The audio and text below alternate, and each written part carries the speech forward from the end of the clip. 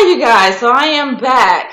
I started the video, but I had to restart it because I had to go get me some agua because I had to refresh myself. I need to make sure that I'm ready for this video because this is going to be a pretty heated video.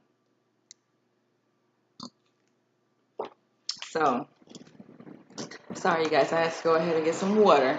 But here we go. I'm going to go ahead and get right into the video. So this is my official review for the movie Detroit that was released yesterday, August 4th, right? Yeah, August 4th, Friday, August 4th. I went to go see the movie out here in LA in Universal City at Universal Studios AMC, which is not that far from my house. It's just one train stop from where I live because I live in Hollywood. And that was great for me because I didn't have to go that far to go see the movie. I have so much to say, you guys. So I'm hoping that you guys can bear with me because last time when I did this video, I did the review for Girls Trip and somebody was like, oh, can you get to the point already? And I'm like, excuse you, you clicked on the video, you saw the timestamp, you knew that I was going to take a while to get to the point. But anywho, there's really no point in this video. The point is, it's in my review, and it's going to be pretty thorough, pretty comprehensive. So if you guys want to know my perspective on this movie and a deep, deep, deep perspective of the movie, because I go deep in my review, probably the deepest anybody on the internet is going to go. So I appreciate you guys for watching. I'm going to go ahead and get right into it. All right, first of all, I really didn't know much about what the movie was about. Straight up. Like, I knew it takes place in Detroit, the city Detroit in Michigan, United States. But I did not really know, this was based on a true story. And I think it really resonated with me, the fact that it was based on a true story. I'm hesitating because I have some things I'm going to say, you guys. And sometimes it takes me a little bit of time to build up that courage, to say those things. But I'm going to say it. I'm going to say it. If you don't like it, I'm sorry, you guys. This is a disclaimer. This is a warning. Please exit the video right now, you guys. Yes, because I am pro-black and I do not hold back when it comes to talking about issues concerning the African American community. So, hey, that's my disclaimer. But, like I said, I didn't really know much about the movie before I saw it. I just, kind of heard about it. I got invited to a screening. I didn't go to the free screening. I ended up just going and purchasing a ticket and going to see the movie. By the way, I will be going back to see the movie, and I will tell you guys why. I'll give you guys my rating, how many stars I give the movie towards the end of this video, so make sure you keep watching. And I hate that my eye is swollen. Ugh. It got infected, I think. My eyes are like very, very sensitive, so I can't let anything get in my eyes. I can't wear makeup. Hence the reason why I'm not really wearing makeup, because my eyes are very sensitive and they're prone to infections like so easily. Anywho, that's besides this video, but sorry you guys, I go on tangents, but hey, it's me. So the opening sequence of this movie it caught my attention. It was a more of a narrative sequence where they had subtitles and they were given like the story behind the story of the movie Detroit. So it kind of gives you guys a backstory on how we get up to this point in the movie that you guys see when the movie begins. It tells you basically about the Great Migration. How do we come to this point in the movie? How do we even come to the point of creating Detroit? Basically, it tells you why Detroit? Why do we even need to have a movie like this?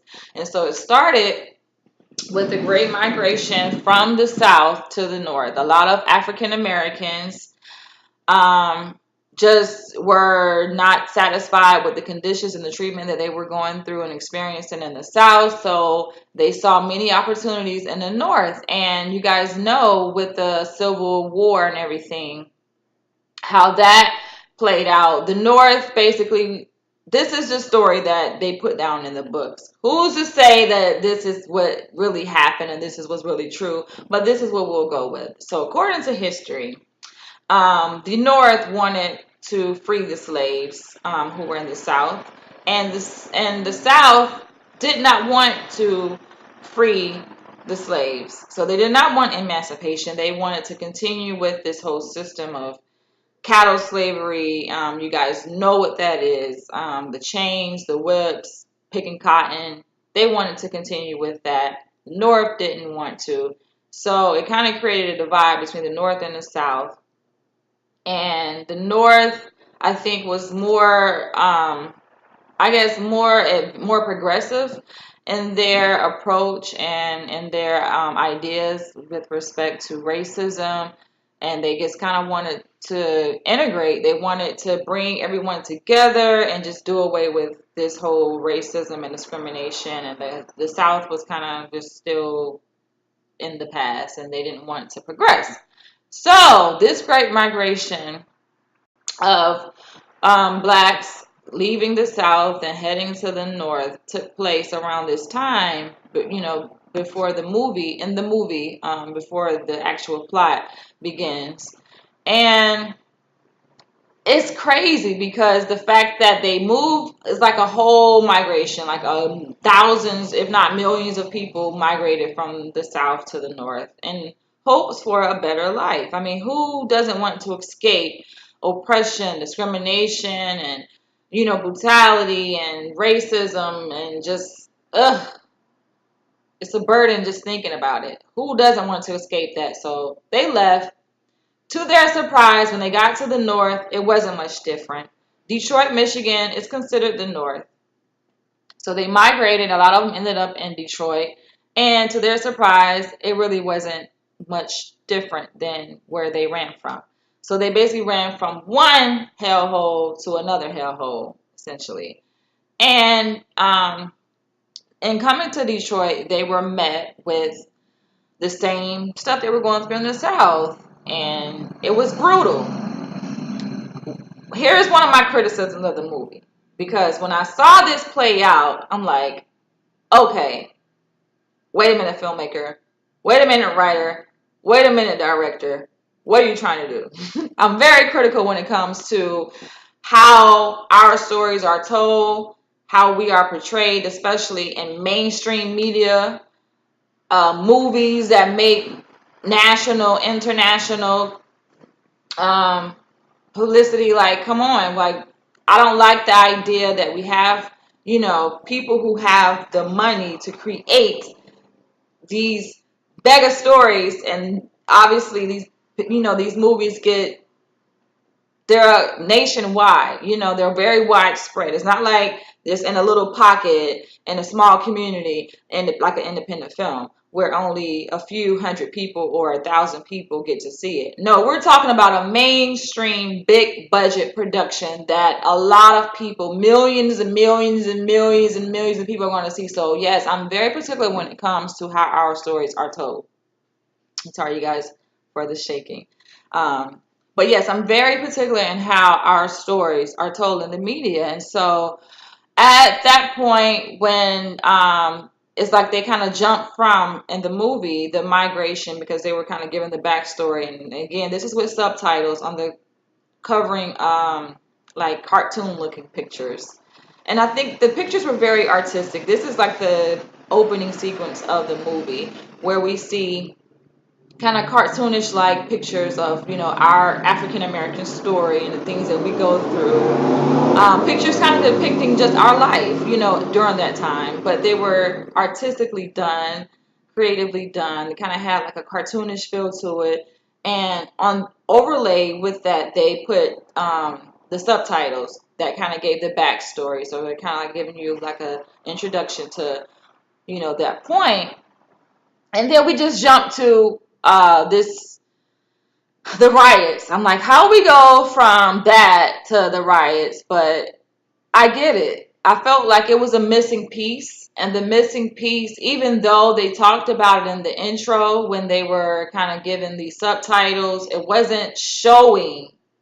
It wasn't showing the police brutality. It wasn't showing the context of why these African Americans in Detroit, Michigan were looting and were creating all of this havoc. So what we see on screen and what they made a great effort to show intentionally was African Americans kind of running around acting crazy, breaking into stores, just resisting police authority and just basically being a menace to society, as they call it. And I didn't like that. I didn't like the fact that they showed that for a good portion of the beginning of the movie. Like a good portion of the movie was just blacks kind of just being reckless. And granted, in the intro, they use subtitles to give the backstory of how we get to this point. I just don't like that. Why not show the context? They didn't do a good job, I think. The filmmakers, the writer, director did not do a great job at showing us the context because I think that's very important. So, again, and I'm already 11 minutes and I have quite a few things to cover. So, this is one of those kind of videos you guys can kick back, go ahead and get you some popcorn, relax, get you some snacks, get you something to drink. Just relax, you guys. Relax and just listen and watch. Trust me, I have some very interesting things to say and to share in this video. So yeah, they jump from that sequence to all of these racial tensions and the riots, and I'm like, wait a minute, we're missing a piece here. Let's be honest about the story. Let's be pretty thorough about what's happening and why black people are kind of losing their minds and losing their ground. I just didn't like that. And I kind of would rather the filmmakers have taken the least, I don't know, it could have been 3 minutes or 5 minutes of screen time just to show us, show us something that depicts the unfair treatment African Americans were receiving in the North and in the South and across this country. And that leads to my next point. There were racial tensions all across America. It wasn't just the South. It wasn't just in Detroit. It was all over. It was in LA. You guys know about the Watts riots in Jersey and Harlem. It was just widespread. It was all over.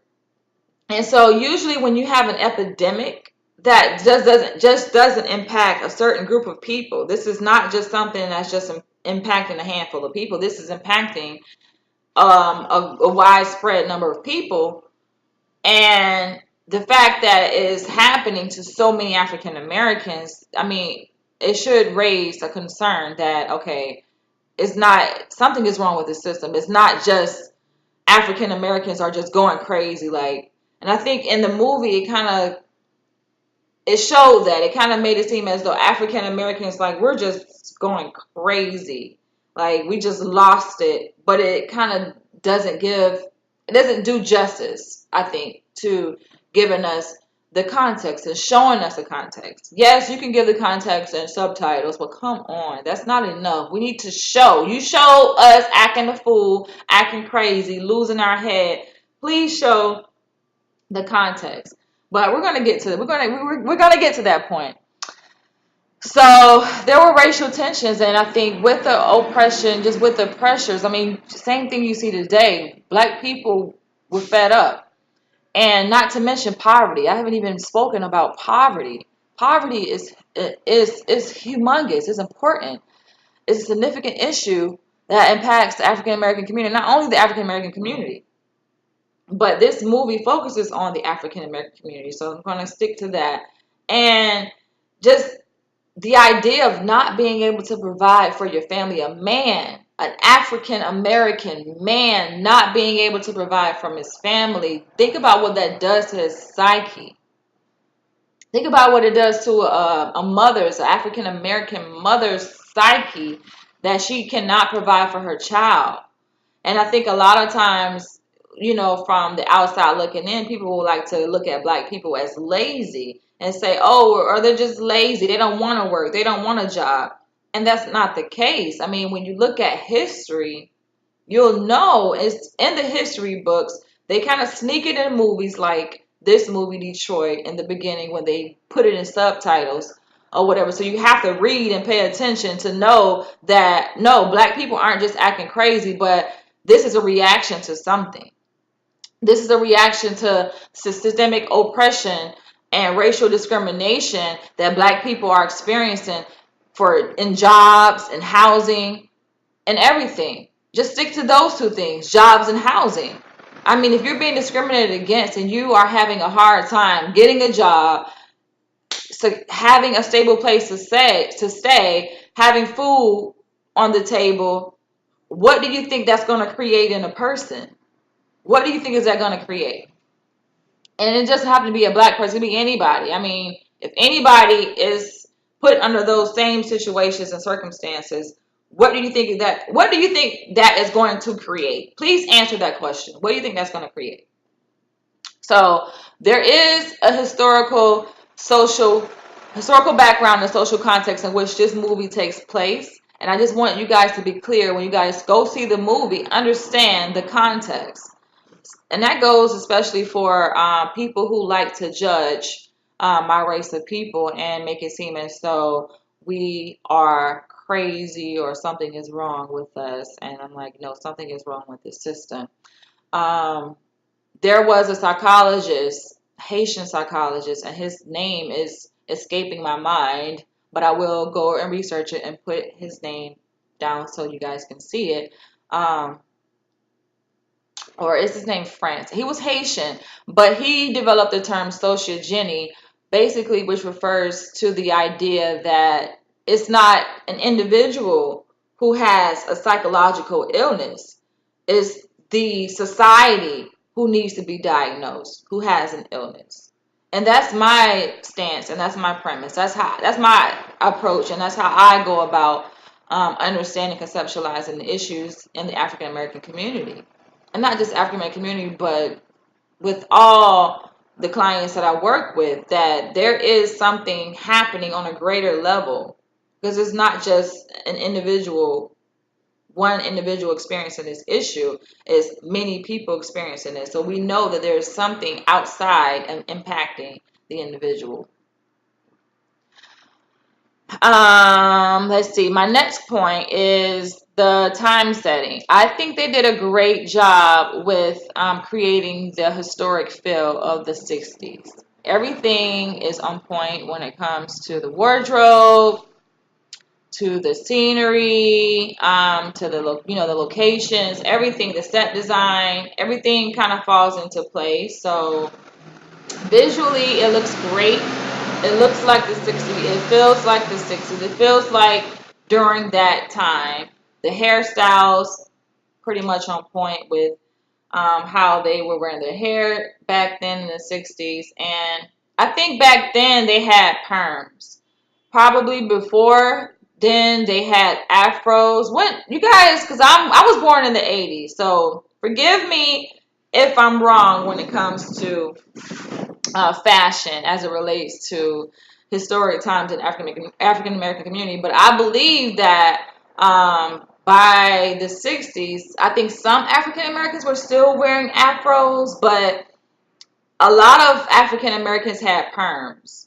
So that kind of speaks to, I think that's like a visual representation of the African American psyche too. You can learn a lot about the African American psyche just by our visual presentation, how we look, how we dress, um, how we wear our hair.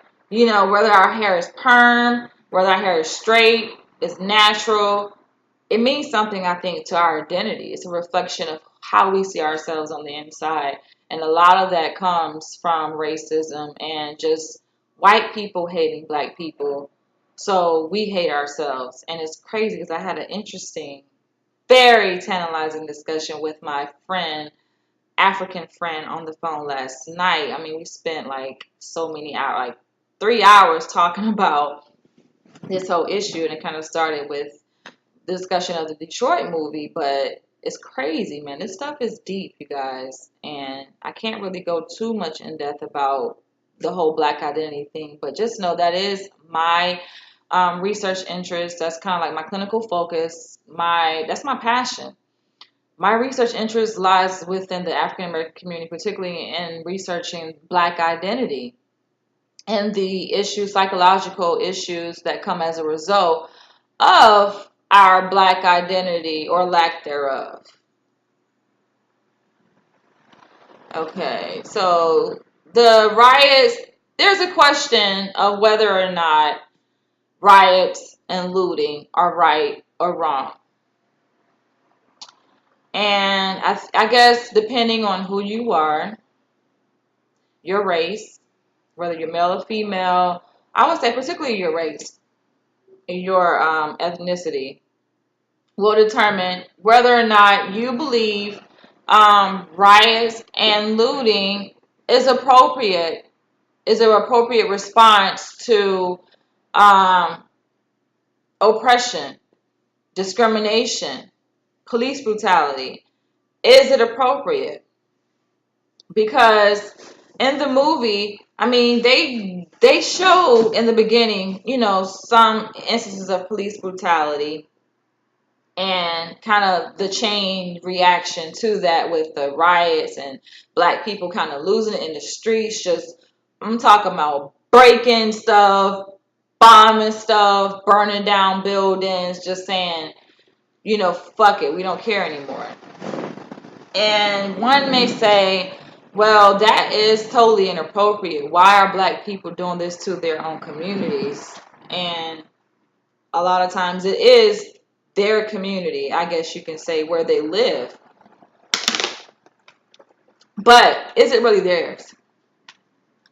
And for white Americans who are concerned about black people vandalizing their property and tearing down, stores and stealing and breaking things and just going crazy, I think it's important to kind of take a step back and to kind of look at it from a bird's eye view.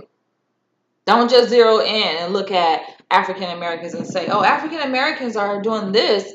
But can we kind of take a step back and look at it from a bird's eye view to understand why are African Americans doing this? Because it's not just, oh, we're feeling that we're mistreated, so we're going to just do this in revenge to get back at you guys because we're feeling mistreated. It's like, no, a lot of this comes down to survival. And when a person's survival is threatened, it's only natural cognitively for that person to lose it, so to speak, for lack of a better term, to just lose it, to not necessarily, I wouldn't say, a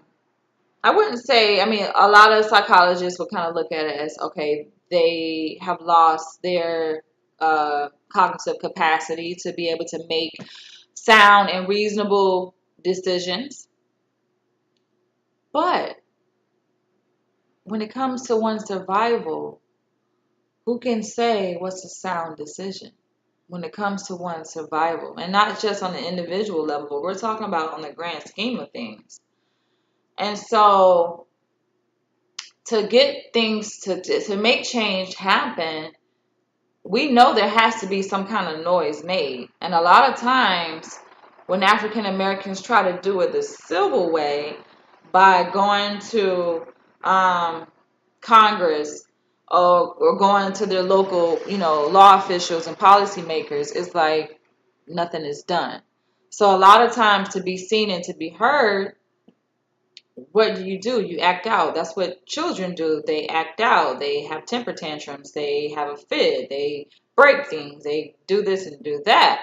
And so back again to the question, is looting and rioting in that way, especially how it's displayed in the movie Detroit and a lot of other movies that kind of capture, the historic times and even the present times of African Americans and this whole issue with police brutality. Is it right or wrong? Is it right or is it wrong? And me as an African American, you know that I'm going to have to go with the fact that it's right. It's right. I think it's definitely right for African Americans to do whatever it takes to resist the establishment when they know the establishment doesn't have their best interests at heart. And everybody knows that any real change a lot of times has to happen, and it's not pretty change. So I am being careful with my words here, you guys, because I have to. I have a lot of people who do watch my videos, so I am trying to be careful and politically correct with my words, but at the same time be honest and be true, because I feel like I'm not doing myself um I'm doing myself a disservice and my community a disservice if I try to sugarcoat things and try to be fake and be phony and be politically correct when a lot of times that's not necessarily the truth. So I'm dedicated to speaking the truth. And when it comes to war and real change, we know that it has to, a lot of times, war usually brings about that kind of change. You have to fight. We got to this point because there was many wars fought. Many black people fought for our freedom. Many black people died for our freedom. Um, just some things went down that a lot of people may kind of turn their head to or want to close their eyes to. They don't want to really see the reality. They don't want to go through it, but it has to happen for change to happen. And one thing about African Americans is that we are a strong and mighty people, and we don't go down without a fight. That's one thing I love about our race, is that we're not going down without a fight. And we will show we will show white supremacy and the establishment status quo that we're not having this. We're just not. We're not. So if you guys don't agree with the riots and looting, I'm welcome to hearing your comments. I'm welcome to hearing your feedback, your thoughts. Like, how do you really feel about black people kind of losing it and destroying these businesses, and what happened with the Watts riots, and how do you guys feel about that? Because I'm thinking, like, hey, it is what it is. It happened. If you guys want to see change, then make change happen, and stop with the police brutality. So that's just that. Oh, so at the time, correct me if I'm wrong, but President Lyndon B. Johnson made this statement. He was president during this time. Lyndon B. Johnson was president during the 1967, I think is the date when this movie takes place in Detroit. And he released a statement essentially saying, we got to do something about these hoodlums. Hoodlums. He called African Americans hoodlums. Hoodlums. This is the language that was used.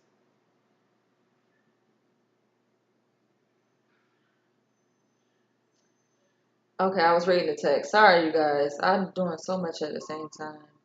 Okay, so what I'm going to do right now,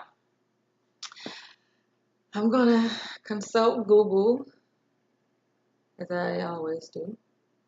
And I know they're going to give me a definition for hoodlum. Hoodlum. Thank you guys for being patient. I like patient people. These kids nowadays have very short attention spans. That's why we have ADHD and all these other stuff. Just short attention spans. Can't even focus. And this is not an attack on people with ADHD. I know y'all, but she's attacking people with ADHD. Stop it. So, hoodlum. A person who engages in crime and violence, a hooligan, a gangster, delinquent, vandal, ruffian, hooligan, lowlife. Oh my gosh. Ooh, lowlife. Criminal, crook, punk. Like, basically all negative terms. All negative terminology. You guys can go look it up for yourself. Hoodlum. Look it up for yourself what it means, but it's nothing positive. And kind of puts, I think, black people in a corner, pushes us in a corner. It's like, damn if you do, damn if you don't. So how the hell are we supposed to respond when, in the context of all of the stuff that's going on, when you got black people are poor as hell, don't have food, don't have jobs, are getting men mistreated, are being racially targeted, just walking down the street, police messing with you, fucking with you here and there, just keep doing this to you. What do you expect, right? What do you expect? Where were hoodlums? Okay, so that was Lyndon B. Johnson's that was his understanding. That's how he conceptualized this whole situation, the riots that were happening, as displayed in the Detroit movie. He called black people hoodlums. That brings me to my next point with the black security guard, who was referred to, by the way, as an Uncle Tom in the movie. I actually like this character. He was kind of like a hero, I think, in the movie. But there are ways, and I can understand, in which he is perceived to be an Uncle Tom. Because, number one, he wasn't black. He was a security guard. So he kind of worked, I guess, from the outside looking in. If black people are unemployed, you work with a man. You work for the system. Because if you're a black person, you don't have a job, and you see a black man in uniform, even it's not a police uniform, but he was a security guard, so it's like, okay, it's close enough. It's like security guards work with police, something goes wrong, the security guard may not necessarily be able to arrest or put handcuffs, but they can call the police and the police will do it. So they pretty much work together. It's all paramilitary. And so he was referred to as an Uncle Tom in the movie. And my thing is, so you guys who've already saw the movie, answer this question for me down in the comments. Do you guys see him as an Uncle Tom, or as a person that comes and saves the day? I feel like it's very difficult, a lot of times, for African Americans to be true, and to uphold their blackness in the face of white supremacy, and especially when you're working for the man, because a lot of black people, aren't necessarily self-employed. They don't work for themselves, and they don't work for other black people. They work for white people. So when you have a job and you're trying to feed your family, yet and still you are faced with the dilemma of trying to, I guess, defend your, your community, your African American community, because you are part of this African American community. But at the same time, you have a responsibility to do your job, and which is to basically follow the mission that's set down from the top. And we know at that time, white people are in control and they're at the top. All the orders are going to come down from them. So everything is kind of filtered through this white system of white supremacy. And he was just doing his job. The black security guard, for the most part, was doing his job, it's a very difficult job, to kind of uphold. It's almost as if he wore the badge of a police officer. And being a black police officer. And I think black police officers can testify to this, that it can be very difficult, because if you're African American, you know that the system has an agenda that is already designed. So the people who, I guess, are police officers now, it's like, whether you're white or black, you kind of came into this system that's already there, just like me, you, and I were all born into this system where it is what it is. And so you have to find ways to kind of navigate the system, and keep your own life and still make money and survive. And so I think any, black police officer can attest that that's a difficult job, because you want to maintain your blackness, you want to be true to your people, but at the same time, you have to do your work. And If you're getting orders from the head saying that, okay, we have these issues going on with black people going out looting and they're rioting, so they're being looked at as criminals even by the highest person in office in our country, the president of the United States, Lyndon B. Johnson, and all of his associates are saying that black people are criminals. These are criminals. They're not necessarily people who are protesting against the violence and the racial discrimination and the oppression.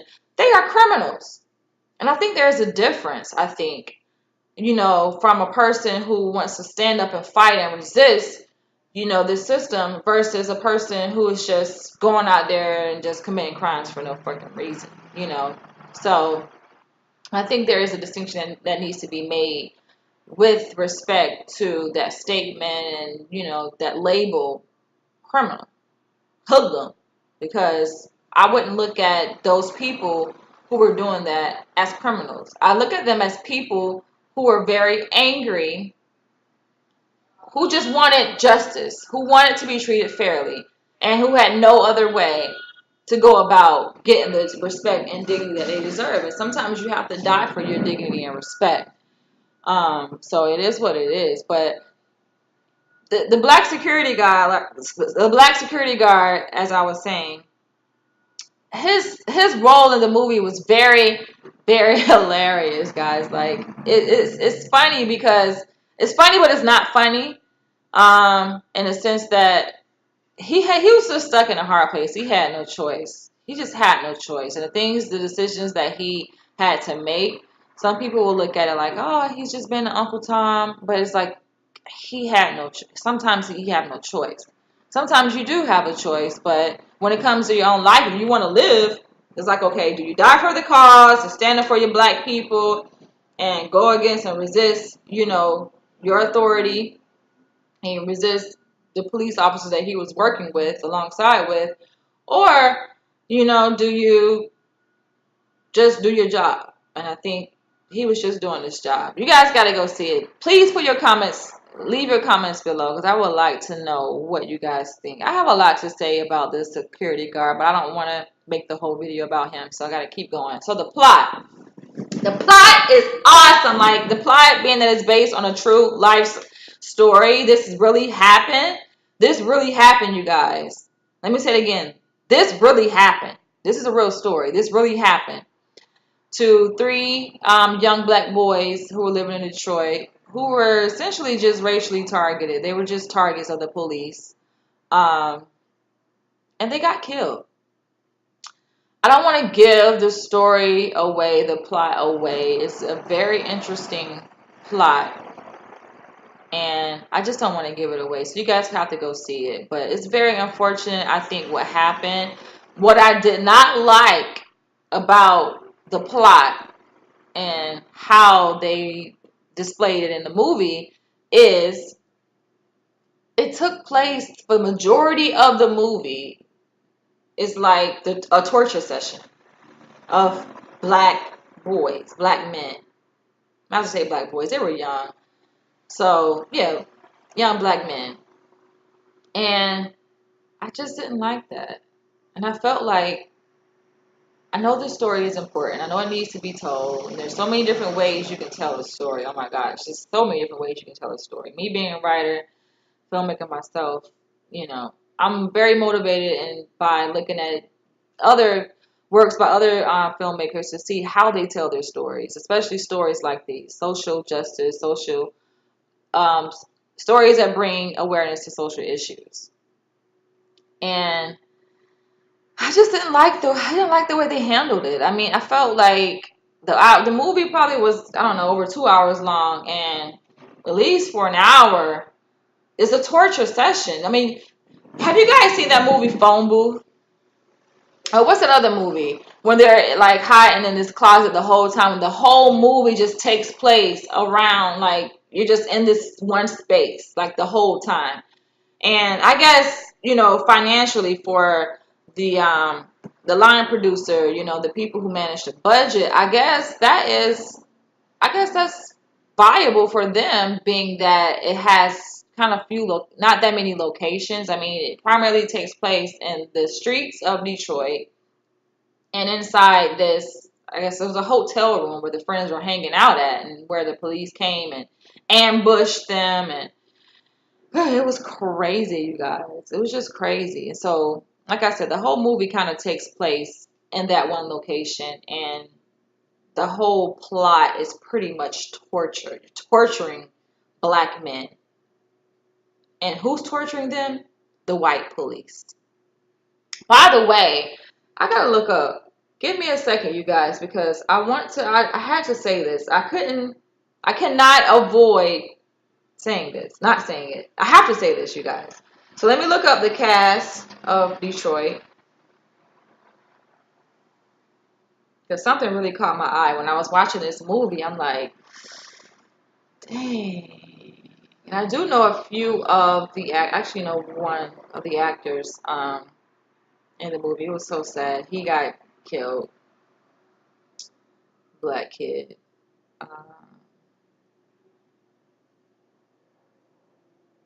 But okay, so here we go. Will Poulter. Am I saying his name correctly? But he has the most. Oh my gosh, his eyes, his eyebrows. Like, what movie did he play in? I'm trying to remember, like, what do I remember him from? But he did an excellent job. I mean, all of the actors did a great job with their roles. But oh my gosh. If anybody needs a good actor to play a racist cop, call Will Poulter. He did an awesome, I'm talking about, he nailed that shit. It was believable. If I saw him today in person, I probably would think that he is racist, because he did such an awesome job in playing that role, to the point where it was sickening. I was like, God damn, you're doing too much of a good of a job. It's like, you nailed that shit too good. When you got people, especially playing like a role like that, racist, it makes you wonder, like, are you racist like that in real life? Because what kind of training did you have to go through to play that role? But he was really sick. He was the sick cop in the movie that was responsible for these deaths of these three young black men. And I'm just looking at his picture, you guys. Like, you guys see, looking at his picture, it's like, ugh.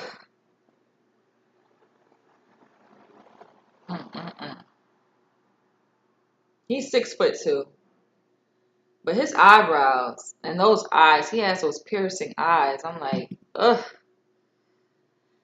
Whew, he played that role. That's all I'm going to say. You guys got to watch it. He played that role. There were two white women in the movie. You guys know I got to comment on this, because a lot of, in our community, what a lot of black men do, date white women. And it's crazy, because I think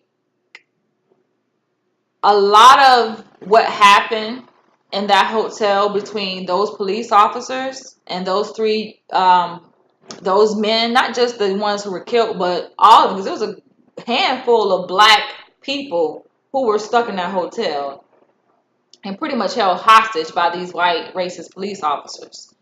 And a lot of that would not have happened, I think, all of the torture that they were going through, had not those white women were there. If they had not been there, those two white women were not there, those white men would not be as angry. And I think that those white men, those white police officers got so angry when they saw those white women in that place with those black men. It really did something to it really disturbed those white men. I think when they walked in and they saw those two white women, I mean, those white men were already upset when they came in to try to figure out where the shots were coming from. And I didn't talk about that in the plot, but what brought the police officers to, the hotel where the black people were hanging out at, was the fact that they heard some gunshots being fired, and they assumed that it came from that direction where they were staying at in the hotel. These group of black friends were kind of hanging out, having fun, and they had these white girls. And it wasn't just black friends, but these were black men. So we're talking about like all black men with two white women. Think about the picture. Forget the context. Like, just think about that picture. It's like, that doesn't already look good when you got that many men in a room with just two, women. That's not a good picture. It don't even matter the context. It's just not a good picture at all for anybody involved. I think automatically people's minds kind of think, okay, what are y'all doing? It has to be something sexual going on, or maybe they're taking advantage of these white girls or running a train or something like that. That's just automatically. And so when these white men who are already racist and just hating what's happening, they just fed up with black people. They're fed up with Negroes. At the time they were calling them Negroes, so I'm gonna use the word Negroes. Fed up with Negroes, acting crazy and destroying stuff and just being a menace to society. They were fed up, so they came in. And these black men knew they had it. They had it coming for them. You not only, they come in and they're being accused of these shots that are being fired at the white police officers who are out there kind of protecting the streets. They were caught with these white women. And it's just like, oh fucking shit. Oh fucking shit. What do you do? And that torture session just lasted. It went on and on and on and on. And so let me go ahead and fast forward because I want to make this video. I want to end it at 1 hour, 60 minutes. I don't want to go past 60 minutes. So I'm kind of wrap it up. I have a few more things I want to talk about. I'm going to wrap it up. Thank you guys for hanging in there. But that brings us to the court case because these white men got arrested, right? They just ain't going to get off all the way off. So they were held accountable to a certain degree to the extent of getting arrested. And they, had to go through the court trial and everything. And basically, this is why I think I'm kind of disgusted with the movie because the outcome, they got off. These police officers did not do jail time for murder. They were arrested for murder, but they weren't charged. They weren't sentenced. They just got off. Essentially, they got off for committing murder, for killing 3 innocent black boys. And that whole trial case, the movie shows the trial, and it made me upset. I got upset. But I had to remind myself, okay, this is taking place, in the 60s. I would say, has our criminal justice system changed? Maybe a little bit, but when you think about cases like Trayvon Martin and all these, all the others, Eric Garner's, like so many black people have been killed, and what has happened, same thing. So we're talking about the 60s, fast forward to the new millennium, as they call it, and it's the same things happening. No justice is being served. It's just like, all right, let go. And it kind of goes to show you the culture of the criminal justice system. The police are a part of the criminal justice system. They are the ones that go out and get these criminals and bring them to the system, essentially. And then the system decides, okay, what they want to do with them. And being that the police are the front runners, the prison system, and we know that the majority of prisoners who are incarcerated are African American, are people of color.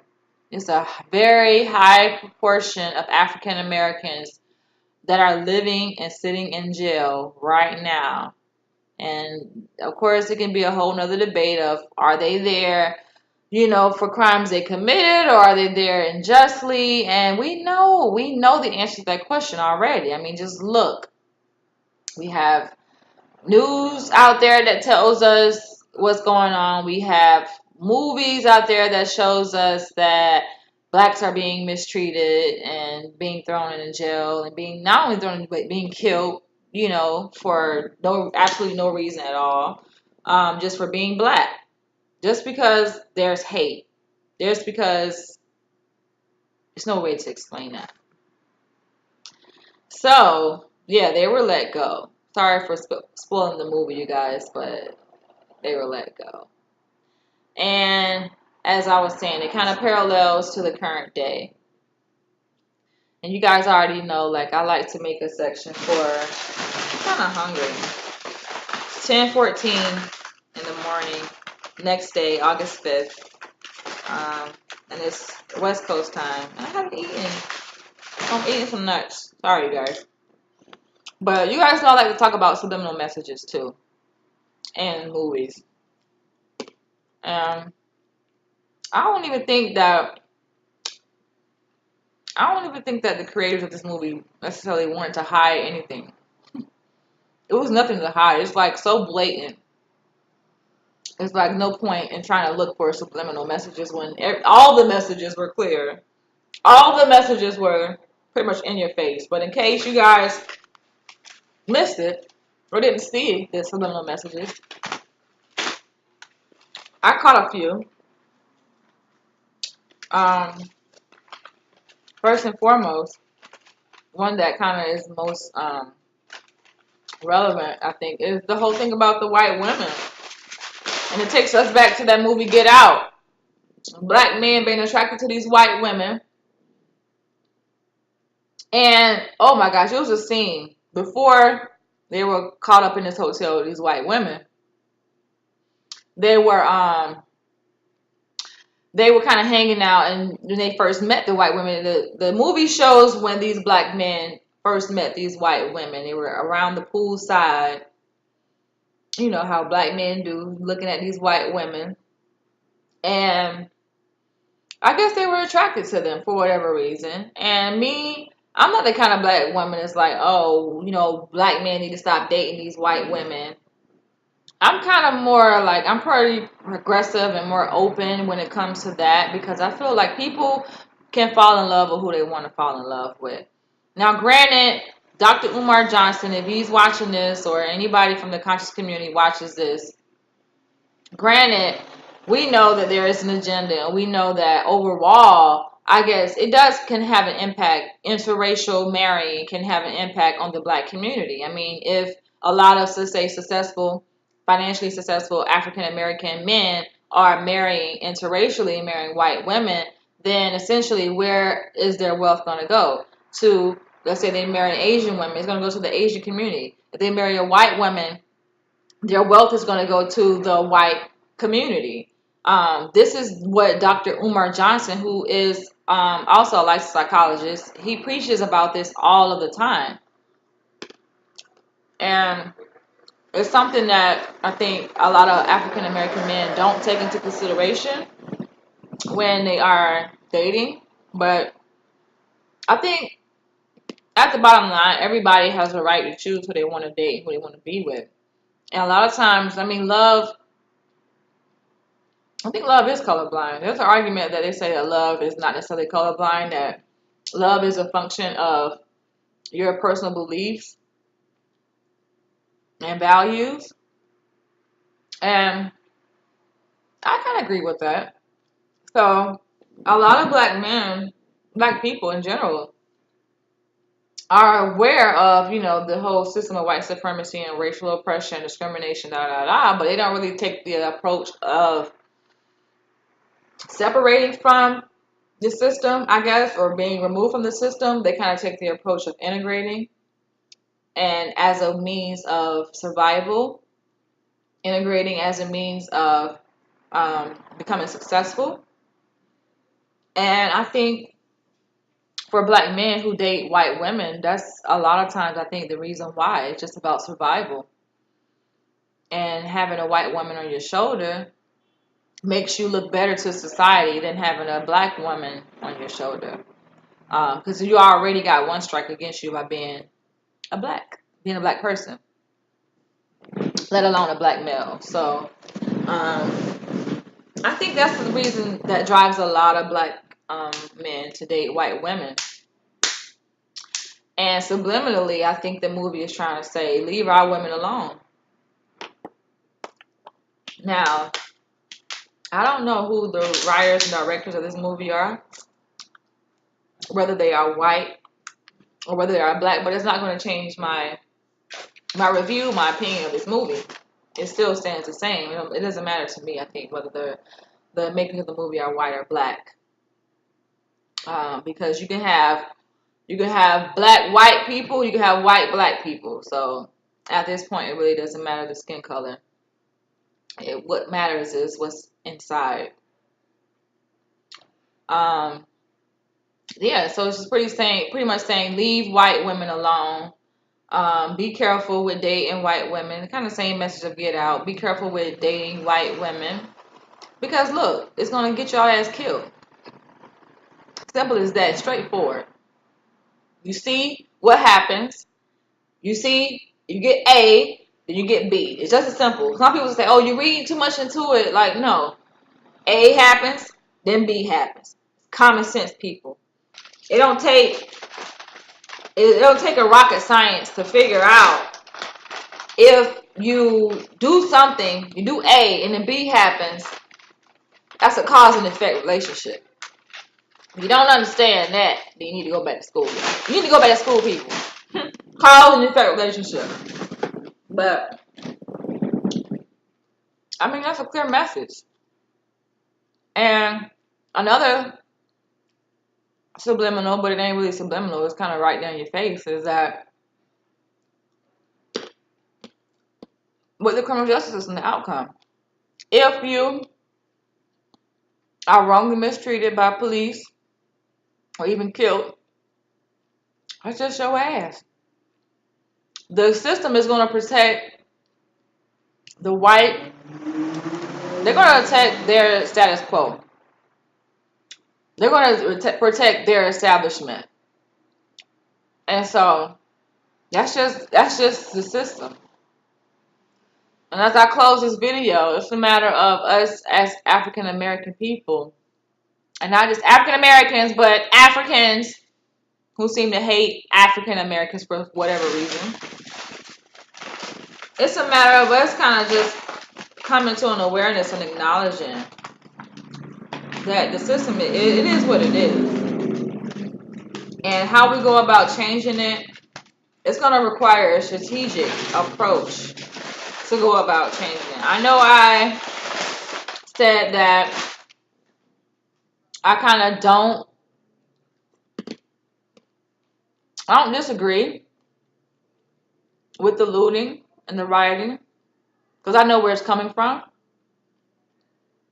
But I must end my video with saying this, that there is a strategic approach that we need to take as African Americans and Africans if we want to overcome and overthrow this system. I was talking with my African friend last night. He's from Ghana. And he was telling me, he gave me so much insight because it's interesting to talk to Africans who are raised in Africa and see how their whole worldview is so much different than African Americans who grew up here who are descendants of slaves. Him being not a descendant of slaves, he's going to have a totally different worldview, even though he's black, than I do. And we had a very interesting conversation that lasted, like I said, for like 3 hours because it was late in the night. I mean, like I didn't go to bed till like 2 o'clock in the morning. He's like, he didn't go to bed. His time was much different because he's in a different part of the country, but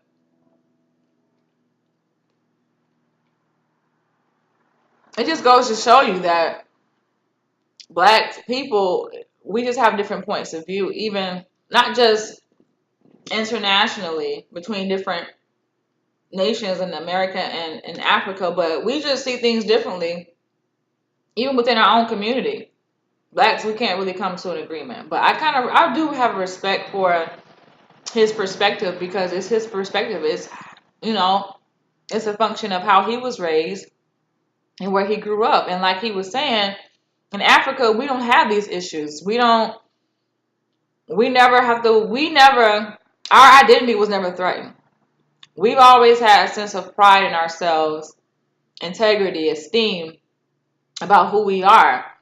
And so they don't share that experience with us of feeling, of being called a nigger and feeling, insignificant and inferior to white people. They don't have that inferiority complex, as you can call it.